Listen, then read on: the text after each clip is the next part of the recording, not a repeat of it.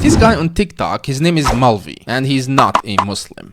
Yet. He's on his journey. I think it's similar to the journeys of many Westerners on their search for truth. So some of the things he says are correct and some are not, but they are widespread online. So I wanted to give some pointers to people who might be on the same journey. Hopefully I can inspire some of you to reach the correct destination. Can non-Muslims make it to Jannah? If you are unaware, Jannah is the name given for heaven in the Quran. Now, Islam is very clear on who will be sent to Jannah. It is those people who obey and submit to Allah's command. However, there is a couple interesting points that we can talk about here. Everyone who has studied Islam knows that Allah is constantly referred to as most gracious and most merciful. It is because of Allah's mercy that some non-believers can be forgiven. One of these cases is in children who have not reached an age of maturity to understand Islam, acquire any knowledge, or make any mature decisions regarding Islam. The Bible is reflective of this sentiment that those who do not understand their sin will not be punished. Some other cases of this would be people who have simply lived and died without ever hearing of Islam. Let me ask you this. Does it make sense for a person, let alone a god, to make a law and then say breaking the law would never result in any punishment?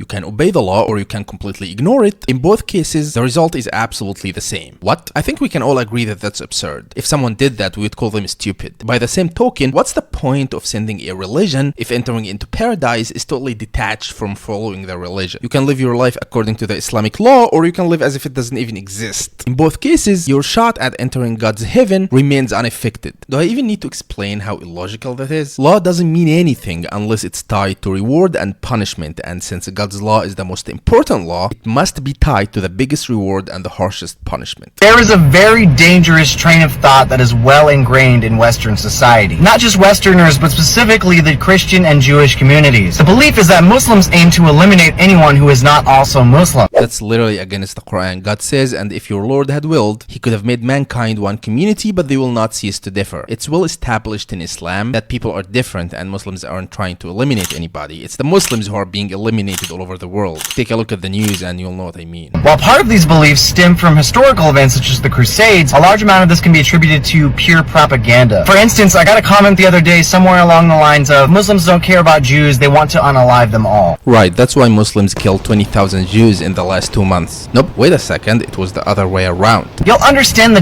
deep fallacy of this statement when you understand the laws of jihad. Because the laws of jihad say that when in battle with people of the book, meaning Christians and Jews, absolutely all battle must come to an end as quickly as possible. It is only when fighting those of heretical or idolatrous communities in which jihad permits no mercy against the enemy. No, that's not the case, and I don't know where he got that even. The laws of war in Islam are the same no matter who the enemy is. You shouldn't kill prisoners, you shouldn't kill women or children, and you only resort to war after you have exhausted every other option. There is a difference between how Muslims deal with people of the book, meaning Christians and Jews, when it comes to marriage and other things, but that has nothing to do with the laws of war. Islam is merciful towards everybody. But then he makes a perfect point about sexual morality, so let's listen to it. In the Western world especially, we can clearly see how detrimental an adulterous society can be. We have one of the highest depression rates, one of the highest violence rates, and we have the highest amount of drug consumption globally. A lot of this, I believe, can be traced back to not having a good home life. A broken home causes many issues, and a large reason for our rampant domestic issues is how the West views marriage. I'd like to take us to the Quran, and specifically the translation by Abdullah Yusuf Ali. I love that he mentions the translation that he quotes, because there are some inaccurate translations out there. However, the one that I would recommend is called Sahih International, S-A-H-I-H International. Because this translation really assists in the topic of discussion. Surah 17 verse 32, which says, "Do not go near adultery. It is an evil opening the road